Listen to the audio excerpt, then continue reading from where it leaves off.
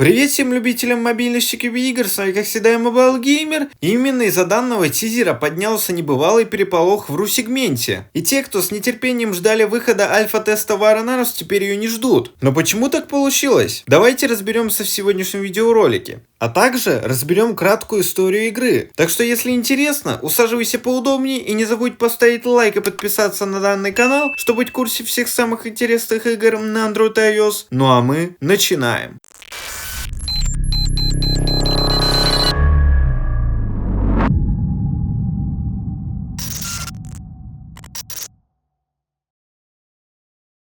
Знаю, что вам уже с нетерпением хочется узнать, почему War and Arms провалится, но давайте по порядку. Опять же, как вы помните, 10 июня вышел последний девлог по нашей любимой War and Arms. Но, к сожалению, за эти две прошедшие недели не появилось каких-либо столь значимых новостей по разработке игры. Нам лишь за это время показали переработанную анимацию установки баррикады, которая до сегодняшнего дня выглядела не то что плохо, ей попросту не хватало плавности. Теперь же у нашей анимации с этим полный порядок. А то есть такие люди, которые думают, что разработчики War and Arms никогда не прислушиваются к своему комьюнити. Нет, они это определенно делают и довольно часто. Вспомним ту же переделку оружия, о которой давно просила комьюнити. Также совсем недавно разработчики показали скрин поражения, который будет показываться в том случае, если ваша команда проиграет тот или иной раунд в CQB режиме, в обычном или ранговом бою. Но насчет анимации в игре я всегда был спокоен, да и дизайн War and Arms сделан на высшем уровне. Он выглядит достаточно модно и стильно, и ни в одной мобильной игре я не видел похожего. Если честно, данный аспект будет один из самых больших плюсов нашей любимой War and Arms. Так что я уже с нетерпением жду альфа-тест данной игры.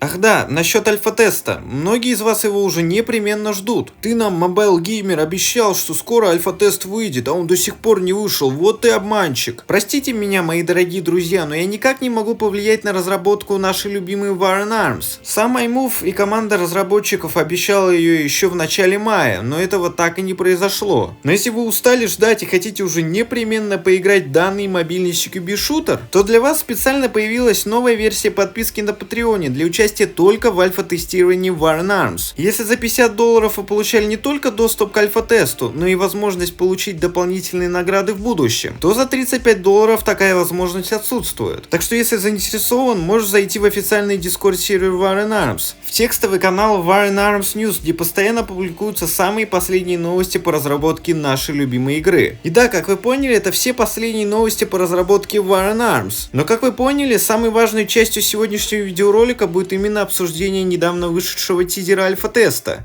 Да-да, самые внимательные из вас могли заметить, что у War and Arms теперь есть свой официальный YouTube канал. Так что если есть желание, можешь перейти на их канал и подписаться. Уверяю, в скором времени там появится еще больше видеороликов по разработке игры. Если честно, это звучало как некая реклама, но мне для любимой игры ничего не жалко. Ведь у War and Arms есть огромный потенциал и есть куда расти. Но именно реакция, которая последовала после выхода недавнего тизера альфа-теста, породила во мне смуту и неуверенность в будущем нашей любимой игры. Нет, я не отказываюсь от слов, что War and Arms в будущем будет королем мобильных CQB игр. Но, во-первых, для этого нужно финансирование. А во-вторых, жизненно необходима более большая команда разработчиков. Так как, если честно, на данный момент продвижение разработки War and Arms очень медленное. Конечно, у меня нет подписки Patreon, и я не могу рассказать все последние новости, связанные с War and Arms. Но именно недавний тизер и ваша реакция подтолкнула меня на создание именно данного видеоролика. На протяжении всего тизера мы не видим какой-либо значимой информации. В самом тизере мы видим пустыню и песок, и это намек на первую карту, которая будет доступна в альфа-тестировании War and Arms. О ней было подробно рассказано еще в прошлых девлогах, а также в разборах на моем YouTube канале. Но не суть. Также вы могли заметить ящик. И все мы прекрасно понимаем, что в игре будет реализовано открытие ящиков. Вернее, простонародье их называют кейсики. Но не думайте, что War and Arms будет донатной помойкой. Это не так. Это только фантазии неадекватных школьников, которые не понимают, насколько трудно разрабатывать мобильные игры и сколько терпения, времени и средств нужно потратить, чтобы создать шедевр. Все не так просто, как хотелось бы. Но если честно, я, как и вы, ожидал от данного тизера большего. Всю информацию, которую показали недавно в тизере, мы уже давно видели в предыдущих девлогах. И для нас это не что-то новое. Наоборот, именно из-за этого разгорелась сегодняшняя ситуация. В результате чего некоторые диванные эксперты начали обвинять компанию в медленной разработке War and Arms, что в корне неверно. Конечно, я соглашусь со многими, что разработчики могли сделать и получше тизер. В нем нет никакого экшена, никакого секрета, да если честно, не было никакого эффекта неожиданности. Да, конечно, когда я первый раз посмотрел данный тизер, он мне понравился, но потом я понял, что все не так хорошо, как хотелось бы, и что в результате разработчики чего-то не договаривают. Но опять же, это первый тизер, и я надеюсь, что в следующем разработчики исправятся и наконец-таки покажут интересные фишки и механики в Iron Arms. Так что будем ждать с нетерпением данного тизера, мои дорогие друзья. Очень надеюсь, что нас ждет что-то интригующее, чтобы мы посмотрели следующий тизер и просто офигели от проработки в Iron Arms. Я очень надеюсь, что разработчики услышат мои пожелания. Ведь на данный момент Iron Arms по сути единственная мобильная CQB игра, если мы не берем в счет Strike Team Online. Так что очень хочется, чтобы она стала преемницей Arif 2 и в чем-то даже превзошла нашу любимую легенду. И я очень надеюсь, что в этом ей поможет история, о которой я рассказывал еще в конце прошлого видеоролика по Iron Arms, которую я полностью перевел на русский язык и озвучил. Согласитесь, получилось неплохо. Но вписывается ли данная история игры в сеттинг Iron Arms? Определенно да. Третья мировая война, бункера, пустыни, отсутствие еды и воды. Все это определенно будет подогревать интерес к игре. Ведь согласитесь, если Arif 2 была направлена больше на реализм, то теперь в нашем случае Iron Arms больше направлена на Valorant и мультяшную стилистику. Так что краткая история, озвученная несколькими актерами, идеально вписывается как в сеттинг игры, так и ее визуальное оформление. Если честно, не у каждого мобильного шутера есть такая проработанная история. Так что я очень надеюсь, что разработчики будут продолжать работу именно в данном направлении. Ведь если все аспекты игры сделаны на достаточно хорошем уровне, то у игры будет хорошая популярность. А это именно то, что нужно нашим любимым разработчикам. Но если у вас есть интересный вопрос, связанный с разработкой Iron Arms, то смело задавайте. И я постараюсь ответить на него в следующем видеоролике по нашей любимой игре. Также будет интересно узнать в комментариях лично ваше мнение по процессу разработки Iron Arms и насколько хорошо вы оцениваете его. Но на этом, к сожалению, данный видеоролик подошел к концу. Сегодня с вами, как всегда, был ваш любимый Mobile Gamer. Не болейте, играйте только хорошие игры. Пока-пока и увидимся в следующих видеороликах не только по Iron Arms, но и по другим мобильным играм. До скорого!